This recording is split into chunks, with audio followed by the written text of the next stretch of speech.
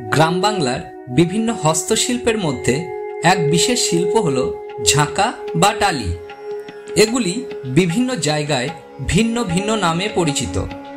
সভ্যতার অগ্রগতির সাথে সাথে এই শিল্পের ব্যবহারও ধীরে ধীরে কমে এসেছে। ঝাঁকা বা ডালি উভয়ই বাঁশ এবং অন্যান্য উপকরণ দিয়ে তৈরি এক ধরনের পাত্র, যা জিনিসপত্র রাখা এবং ব্যবহারের কাজে লাগে। ঝাঁকা শব্দটি বড় আকারের পাত্রের জন্য এবং ডালি শব্দটি ছোট আকারের পাত্রের জন্য প্রযোজ্য হয়। ঝাঁকা বা ডালি তৈরির প্রধান উপকরণগুলি হল বাঁশ, কাটারি, সুতো বা দড়ি ইত্যাদি।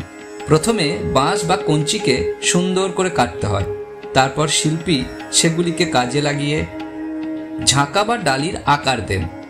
এই রকমই কাজে নিযুক্ত থাকা এক শিল্পীর সাথে আমার দেখা হয়, তার সঙ্গে কথাও হয়। কতদিন ধরে এই শিল্পের সঙ্গে যুক্ত আছেন? আমরা অনেক দিন থেকেই আছি, আমার দাদুরা আছে, বাবারা আছে। আচ্ছা, হ্যাঁ, মানে বংশ ওদের পরম্পরায় থেকে এটা চলে আসছে। আচ্ছা, ওদের থেকেই শিক্ষা। মানে এখন এই ধরনের হস্তশিল্পের গুরুত্ব কতটা? আগের দিনে একটা ব্যাপক চাহিদা ছিল এরকম শিল্পের, এখন কি সেরকম আছে? না, এখন অনেকটাই কমে গেছে। আগেকার মতো আর অত চাহিদা নাই। আমাদের এইসব জিনিস খুব কমই বেশি কেনা হয়। এখনো কি এই ধরনের কাজ করে আপনাদের সংসার চলে?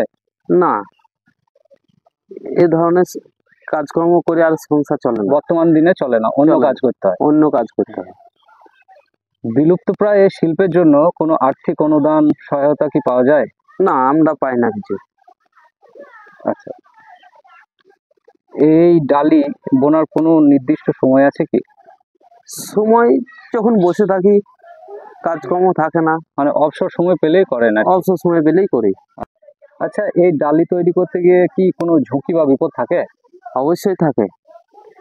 বাঁশের ঝাড়ে উঠতে হয়, হাত পা কাটে, ছিঁড়ে খুঁড়ে যায়। আচ্ছা আচ্ছা, অনেক রিস্ক থাকে। আচ্ছা, এসব ঝুঁকি নিয়েই আমাদের মানে বিপদ থাকে। বিপদ থাকে।